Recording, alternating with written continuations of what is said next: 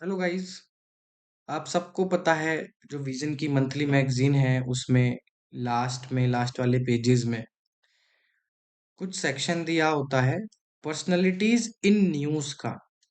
ये जो personalities in news वाला सेक्शन है ये बहुत इंपॉर्टेंट होता है। जनरली हम इसको इग्नोर कर देते हैं या फिर एक बार पढ़ने के बाद हम दोबारा नहीं पढ़ते, जबकि यहाँ से हर साल एक या दो क्वेश्चन आने के चांसेस होते हैं शॉर्ट यूपीएससी और स्टेट पीसीएस में।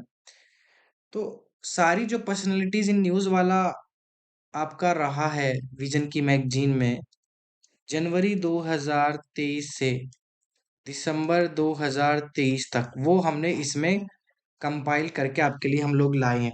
ठीक है, इसको आपको पढ़ना है। ये पीडीएफ बहुत इंपॉर्टेंट है। ठीक है, चलिए। तिरुवल्लुवर तिरुवल्लुवर के बारे में आप जानने की कोशिश करें। इनको वल्लुवर भी कहते हैं। ठीक है, प्रोनाउंसिएशन याद रखिएगा। तिरुवल्लुवर, वल्लुवर भी इनको कहते हैं। तमिल पोइट और फिलोसोफर थे ये। और अब देखिए कई बार क्या होता है, थिंकर्स कहाँ जन्मे, कहाँ पैदा हुए, ये यूपीएससी में पूछा नहीं जाता। हम फिर भी रटने की कोशिश करते हैं। हमें सिर्फ इतना जानना है कि उनका कंट्रीब्यूशन क्या रहा ओवरऑल। तो माइलापुर में जहाँ पे ये जन्मे थे वहां पे एक टेम्पल बना था, एकम्बरेश्वर टेम्पल कॉम्प्लेक्स नाम से। माइलापुर में एकम्बरेश्वर टेम्पल कॉम्प्लेक्स बना था। वो जो टेम्पल है वो डेडिकेटेड है तिरुवल्लुवर को। वो जो टेम्पल है वो डेडिकेटेड है तिरुवल्लुवर को। ठीक है, तो आपको याद रखना है। और 1976 में एक टेम्पल मेमोरियल भी बना था इनके नाम पे, वल्लुवर कोटम चेन्नई में। ये one of the largest auditorium है एशिया का।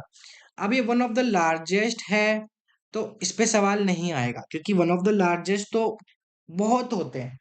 ठीक है, तो इस पे सवाल आने के चांसेस बिल्कुल कम है। लार्जेस्ट होता तो अपन इसको याद रखते। एक तो आपको याद रखना है एकम्बरेश्वर टेम्पल कॉम्प्लेक्स और वल्लुवर कोटम में वल्लुवर वर्ड आती है, आपको समझना जाएगा कि तिरुवल्लुवर से कनेक्टेड है। ठीक है, और कन्याकुमारी में इनका स्टैचू बना हुआ है। बहुत 133 फुट टॉल इनका स्टैचू बना हुआ है। ठीक है, कन्याकुमारी में याद रखना है। कहाँ पे? कन्याकुमारी और मइलापुर, कन्याकुमारी और मइलापुर, ये दो जगह आपको याद रखनी है। और जो सबसे इनका फेमस काम है जिनके लिए जाते हैं वो है तिरुकुरल। ठीक है, इसमें पॉलिटिक्स, लव, एथिक्स और बहुत सबकी बात की गई है। अच्छा, ये साइड में एथिकल वैल्यूज है जो इनसे हम सीख सकते हैं। जो भी पर्सनैलिटीज हम पढ़ेंगे ये आप खुद से पढ़िए, क्योंकि ये मेंस के लिए है और अभी जो है हमको टाइम डिवोट करना है प्रीलिम्स के लिए। तो इस वीडियो में मैं आपको समझाऊंगा प्रीलिम्स के लिए जो चीजें पढ़ने की होंगी, कैसे याद की जाए, क्या चीज इंपॉर्टेंट है, बट मेंस वाला आपको खुद को पढ़ना पड़ेगा। रानी वेलु नचियार। ठीक है, रानी वेलु नचियार, जिनको वीरा मंगाई भी कहते हैं, वीर मंगाई भी कहते हैं। और इसका मतलब होता है ब्रेव वुमेन। ठीक है, queen of Siva Ganga estate की क्वीन बनी। शिव गंगा याद रखना है आपको। इन्होंने आर्मी ऑफ वुमेन बनाई, उदयत उदययात। ठीक है, उदययात आपको याद रखना है। उदययात जुड़ा हुआ है रानी वेलु नचियार से। उदययात आर्मी ऑफ वुमेन होता है। ठीक है, पहली क्वीन थी जिन्होंने ईस्ट इंडिया कंपनी के खिलाफ युद्ध शुरू किया। अब ये इंफॉर्मेशन ना तो आपको स्पेक्ट्रम में मिलेगी, ठीक है, ना ही आपको ये सोनाली बंसल में मिलेगी।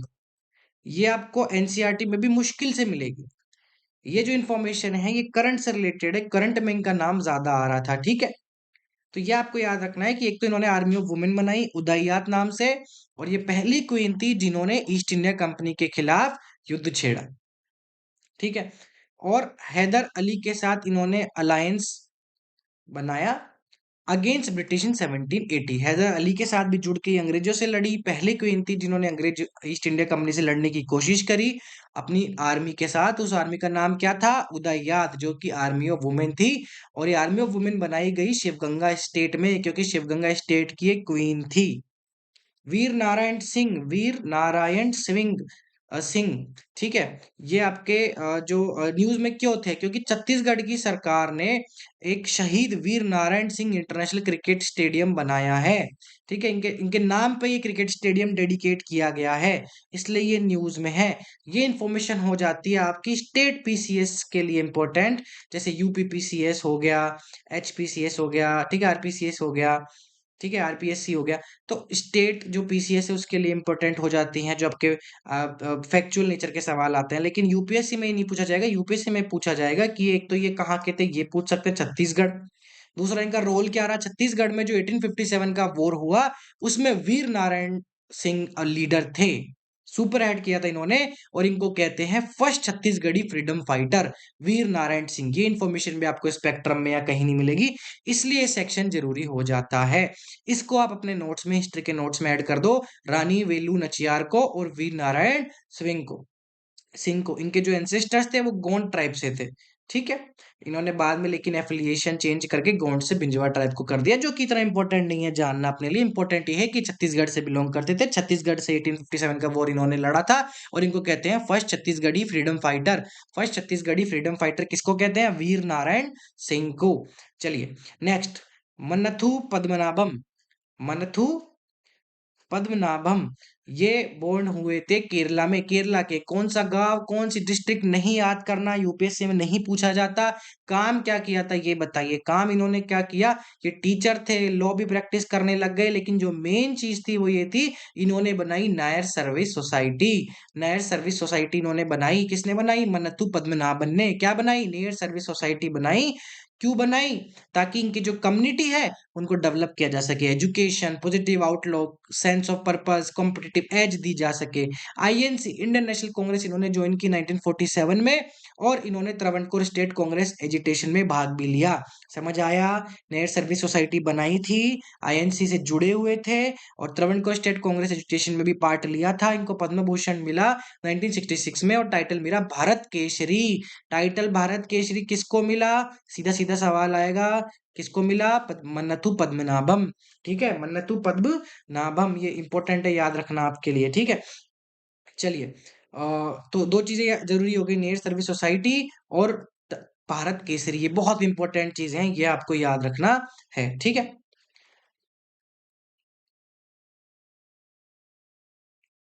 सत्येंद्र नाथ बोस जो है, उनकी 129th बर्थ एनिवर्सरी थी, इसलिए वो न्यूज में थे। उन्होंने फिजिक्स पे काम किया, डेवलपमेंट ऑफ क्वांटम मैकेनिक्स में काम काम किया, क्वांटम स्टैट्स पे काम किया, ठीक है। आइंस्टाइन के साथ भी इन्होंने काम किया, दोनों ने मिलकर बनाया Bose Einstein statistics. Bose Einstein statistics, ठीक है।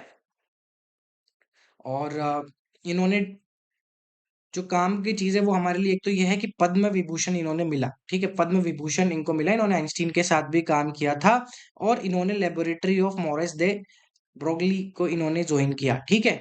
मॉरिस दे ब्रोगली को इन्होंने ज्वाइन किया, ठीक है, समझ में आना चाहिए आपको। और इन्होंने Planck's Planck law for black body radiation भी डिराइव किया, without any reference to classical electrodynamics, ठीक है। तो बहुत कम चांसेस है कि इतने डीप में क्वेश्चन पूछ लिया जाए, लेकिन ये टर्मिनोलॉजी आपको याद रखनी है, ठीक है। ये जो दो टर्मिनोलॉजी है, मॉरिस दे ब्रोगली और Planck's law for black body radiation, आपको याद रखना है, पद्म भूषण इनको मिला हुआ है, ठीक है।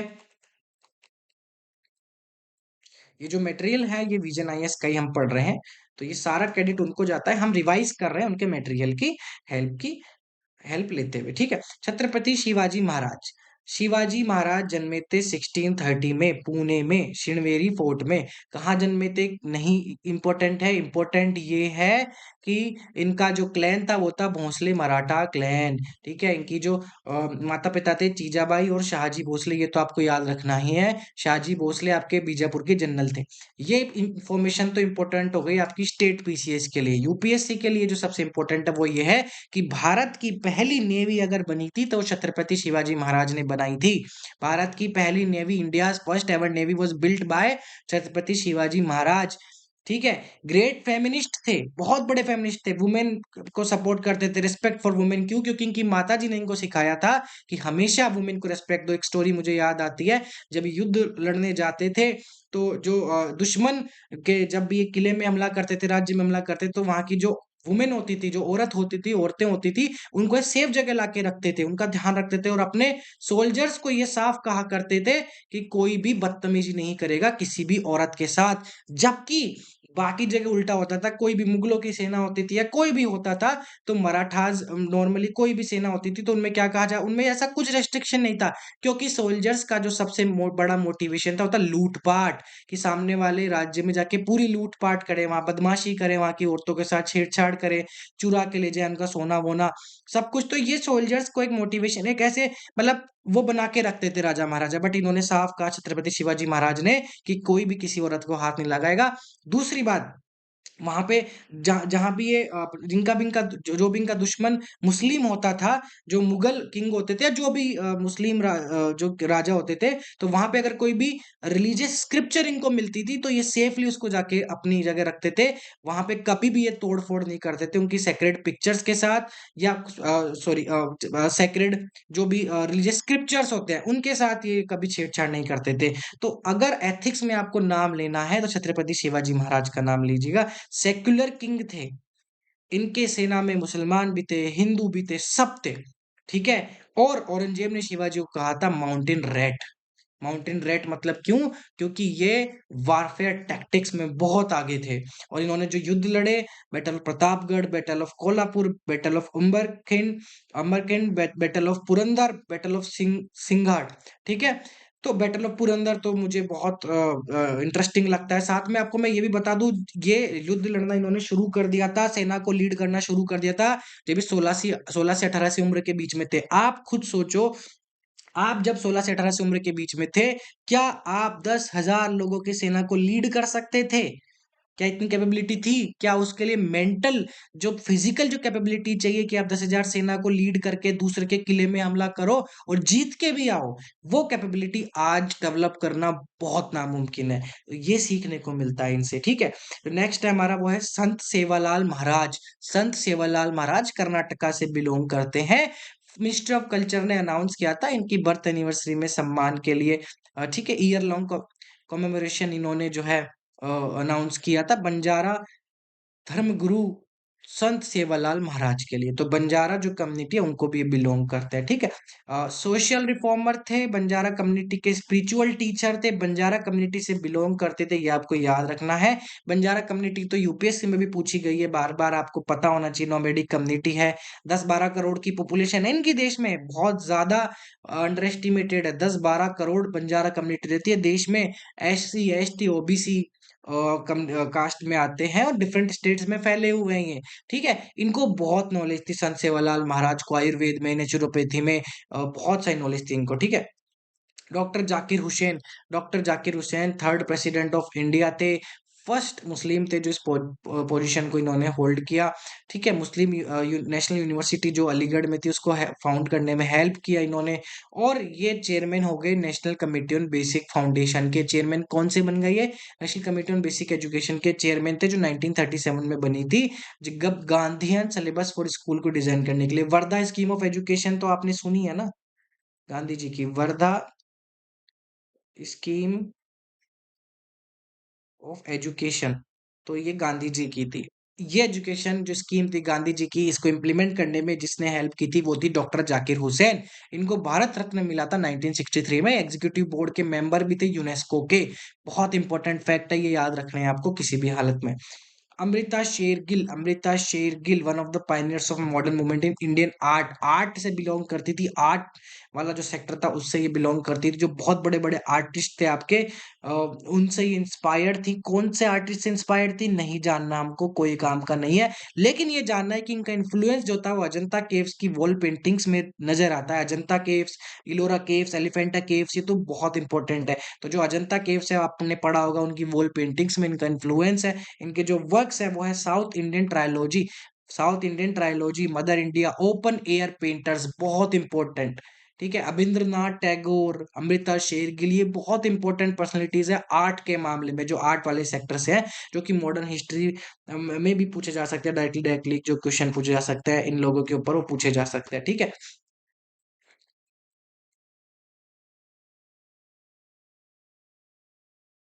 नेक्स्ट हम बात करेंगे lord Basaveshwara. Lord Basaveshwara, Basaveshwara 12th century के पोएट थे, हमारे कर्नाटका से बिलोंग करते थे, सोशल रिलीजियस रिफॉर्मर्स, रिफॉर्म इन्होंने किए। अनुभव मंडपा, बहुत इंपॉर्टेंट, अनुभव मंडपा इन्होंने सेटअप किया लॉर्ड बसवेश्वरा ने। लॉर्ड बसवेश्वरा आपको याद रखना है अनुभव मंडपा के लिए। लिंगायत मूवमेंट इन्होंने चलाया, बहुत फेमस किया इन्होंने लिंगायत मूवमेंट को, वचना लिटरेचर को किया, ठीक है। बसवा पुराण लिखी गई थी, बसवा पुराण लिखी गई थी इनके नाम पे, पलकुरी की सोमनाथ के द्वारा, ठीक है। पलकुरी की पलकुरी की सोमनाथ के द्वारा लिखा गया बसव पुराण, ठीक है। इन्होंने जेंडर कास्ट डिस्क्रिमिनेशन को खत्म करने की कोशिश की। स्ट्रॉन्ग प्रमोटर थे नॉन वायलेंस के, अहिंसा के। इनके जो प्रिंसिपल्स थे, इनके जो फिलोसफी थी, वो बेस्ड थी ट्रू नॉलेज, राइट कंडक्ट और डिवाइन एक्सपीरियंस। जैसे आपके त्रिरत्ना होता है ना बुद्धिज्म जैनिज्म में, वैसे ही आपके इनकी फिलोसफी जो है वो 3 प्रिंसिपल पे बेस्ड थी, अनुभव, अरिवु और एथोस, ठीक है। सॉरी, ठीक है। तो ये 3 वर्ड आपको याद रखने हैं इनके केस में। इन्होंने मूवमेंट चलाया वीर सेवा। वीर सेवा आपने बहुत बार सुना होगा, वीर सेवा ये वो होते हैं जो शिवा के हीरोइक वर्शिपर्स माने जाते हैं। लॉर्ड बसव लॉर्ड बसवेश्वरा के बारे में आपको याद रखना है, ये अनुभव मंडपा के लिए फेमस है, बसव पुराण भी लिखा गया है। 3 प्रिंसिपल देंगे, अरिवु, एथोस, अनुभव, याद रखना है। इन्होंने मूवमेंट चलाया था वीर सेवा, वीर सेवा नाम के इन्होंने मूवमेंट चलाया था, ठीक है। नेक्स्ट जो हमारे लीडर है वह नाथ प्रभु हीरिया कोम्पेगौड़ा, ठीक है। ये बहुत फेमस है, आपको कोम्पेगौड़ा नाम से भी ये जाने जाते हैं। और ये विजयनगरा एम्पायर में बहुत अच्छी पोस्ट पे थे, चीफ थे, ठीक है, विजयनगरा एम्पायर में। और बेंगलुरु को फाउंड इन्होंने ही किया था, जो बेंगलुरु का जो एयरपोर्ट है वो इनके नाम पे, ये कोम्पेगौड़ा एयरपोर्ट आपको याद रखना है। और इन्होंने जो बुक्स लिखी थी वो लिखी थी गंगा गौरी विलास, गंगा गौरी विलास, समझ आया।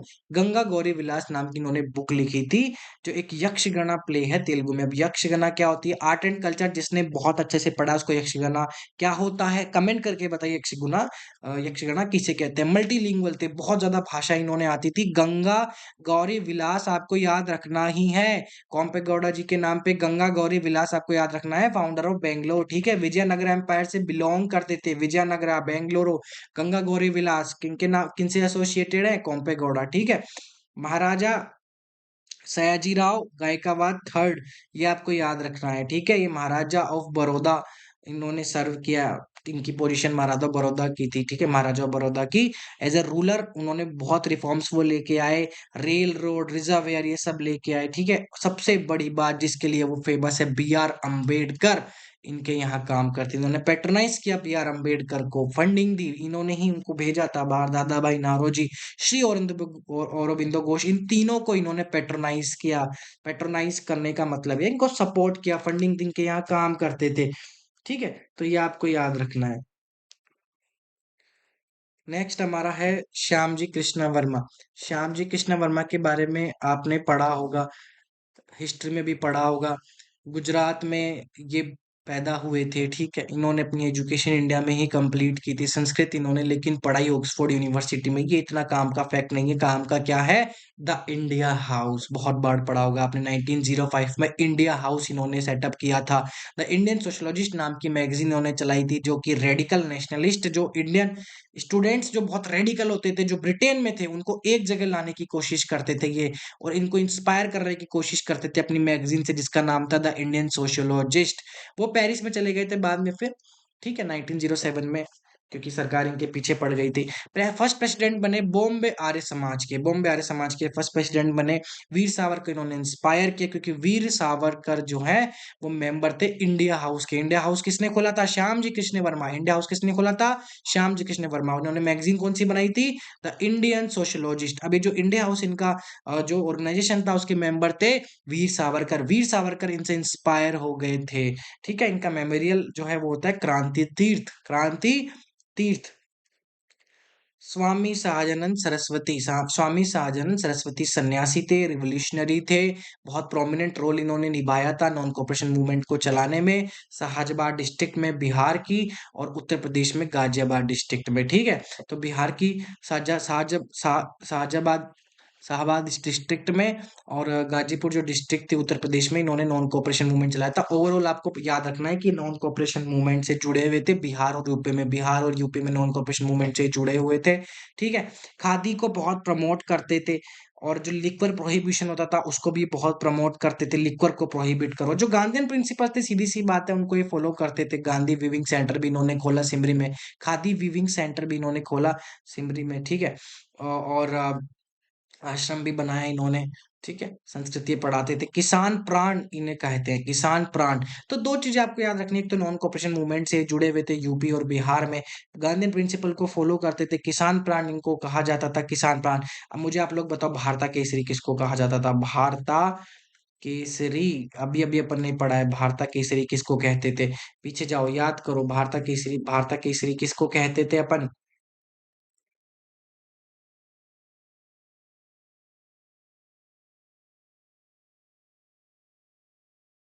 मनथु पद्मनाभम, मनथु पद्मनाभन। अब जिसको याद आ गया वो समझ लो कि वो ध्यान से पढ़ रहे हैं, जिसको याद नहीं आया दोबारा पूरी वीडियो देखो, जितनी बार देखोगे उतना याद होगा आपको। भारता केसरी याद रखना है आपको। किसान प्राण हमने अभी अभी पढ़ा।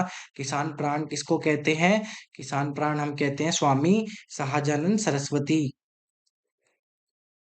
चारू, जिसको चंद्र बोस भी कहते हैं, चारू जो है वो आपके बांग्लादेश में एक हिस्सा था उस टाइम पे, एक रीजन था खुलना, वहां पे इन्होंने जन्म लिया था। फ्रीडम फाइटर थे जिनको फांसी चढ़ा दी गई थी, शहीद हो गए थे अलीपुर बॉम्ब केस में। तो आपको याद रखना है कि जो चारू नाम के फ्रीडम फाइटर थे वो अलीपुर बॉम्ब केस से जुड़े हुए थे। सीधे सीधे मैच द फॉलोइंग में आ सकता है। अलीपुर बॉम्ब केस में कौन जुड़े हुए थे? चंद्र बोस। चारू कौन से मूवमेंट से जुड़े हुए थे, कौन से केस से जुड़े हुए थे? अलीपुर बॉम्ब केस से जुड़े हुए थे। उनको दिव्यांग कहते हैं। ठीक है, इनको दिव्यांग नाम से जाना जाता है। सेड टू बी दिव्यांग, सॉरी, मतलब ये स्पेस फिजिकली डिसेबल्ड थे। ठीक है, एक दिव्यांग थे ये। और अनुशीलन समिति जो है आपकी उससे कनेक्टेड थे। युगंतर इन्होंने ज्वाइन किया था। युगंतर एक रिवोल्यूशनरी ऑर्गेनाइजेशन है, उसको इन्होंने ज्वाइन किया था। और दिव्यांग थे ये। ठीक है, फिजिकली डिसेबल्ड थे, आपको याद रखना है। अनुशीलन समिति से ये जुड़े हुए थे। ठीक है। श्री मोरारजी देसाई, ये तो आपको पता ही है इनके बारे में, मेंबर थे ऑल इंडिया कांग्रेस कमेटी के, डिप्टी कलेक्टर भी रहे हैं, महात्मा गांधी के अंडर भी इन्होंने काम किया हुआ है। ठीक है। और प्राइम मिनिस्टर भी ये रह चुके हैं 1977-79 के बीच में। भारत रत्न भी मिला हुआ है, पाकिस्तान की तरफ से निशान है पाकिस्तान भी मिला हुआ है। ठीक है, इतना इंपॉर्टेंट नहीं है बट ठीक है, इनके बारे में आप जान के रखेंगे तो पूछा जा सकता है। जीएन रामचंद्र, जीएन रामचंद्र आपके बहुत ज्यादा फेमस तो नहीं है, और यहीं पे सवाल पूछा जा सकता है, केरला से ये बिलोंग करते हैं। ठीक है। कोलेजन का जो ट्रिपल हेलिकल स्ट्रक्चर है उन्होंने डिस्कवर किया था। बायोलॉजी से जुड़े हुए थे। जिनको नहीं समझ आया मैंने क्या बोला वो इतना याद रखिए कि बायोलॉजी फील्ड से जुड़े हुए थे। ये जो प्रोटीन होता है एक हमारे बॉडी में, एक बहुत एविडेंट प्रोटीन होता है जो कहते हैं कोलेजन। वो कोलेजन का जो ट्रिपल हेलिकल स्ट्रक्चर है वो इन्होंने डिस्कवर किया था। अब आपको इतना डिटेल में नहीं जाना, आप इतना याद रख लीजिए, कोलेजन का स्ट्रक्चर जो है इन्होंने डिस्कवर किया था ट्रिपल हेलिकल वाला। ठीक है। और इन्होंने जो किया था वो किया था गोपीनाथ करथा के साथ मिलके। ठीक है।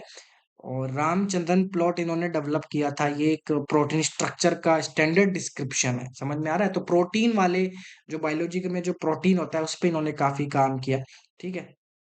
और तो कुछ इसमें काम का नहीं है। फाउंडिंग मेंबर थे वर्ल्ड कल्चरल काउंसिल के, इनको अवार्ड ये मिले हुए हैं। ठीक है। अवार्ड देखिए बहुत कम पूछे जाते हैं, एक्सेप्ट अगर भारत रत्न मिला हो या पद्म भूषण मिला हुआ हो, पद्मश्री मिला हुआ हो, तो वो आपको याद रखना है। बट अगर छोटे अवार्ड है या उतने इंपॉर्टेंट नहीं है तो आप इतना याद रखेंगे यूपीएससी के लिए चलेगा। बट आप स्टेट पीसीएस की अगर तैयारी कर रहे हैं तो आपको फिर ये याद रखना पड़ेगा। हेमू कलानी, हेमू कलानी कौन थे ये आपको याद रखना है। ये सिंध रीजन में बोर्न हुए थे। ठीक है, फ्रीडम फाइटर थे। जो सबसे इंपॉर्टेंट चीज है वो ये है कि इनको भगत सिंह कहा जाता है सिंध का। हेमू कलानी को क्या कहा जाता है? भगत सिंह ऑफ सिंध, भगत सिंह ऑफ सिंध कहा जाता है। ठीक है। अब भारत केसरी अपन ने पढ़ा, किसान प्राण अपन ने पढ़ा, अब हम पढ़ रहे हैं भगत सिंह ऑफ सिंध।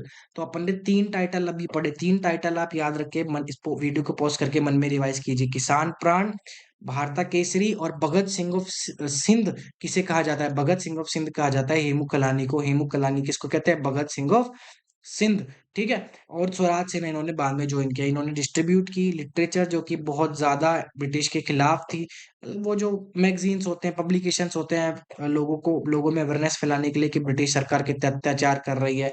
और क्विट इंडिया मूवमेंट भी इन्होंने ज्वाइन किया। सबसे इंपॉर्टेंट चीज ये थी कि इनको भगत सिंह कहा जाता है सिंध का। स्वराज सेना इन्होंने ज्वाइन की, क्विट इंडिया मूवमेंट भी इन्होंने ज्वाइन किया। और ब्रिटिश ब्रिटिश जो ट्रेन थी उसको पलटने की भी कोशिश की, क्योंकि उस टाइम पे बलूचिस्तान एजिटेशन चल रहा था, ठीक है, 19 साल के थे जब इनको फांसी पे चढ़ा दिया गया। अब बाकी के जो अपन है वो पर्सनैलिटीज कवर करेंगे पार्ट 2 में। अगर पार्ट 1 जिसको पसंद आया, जिसको पार्ट 2 चाहिए, कमेंट बॉक्स में आप लिख के बताओ कि yes we need part 2। Part 2 की वीडियो जल्दी बन जाएगी, कमेंट लिख के बताओ, जितने ज्यादा कमेंट आएंगे उतनी जल्दी वीडियोस पार्ट 2 की बन जाएगी।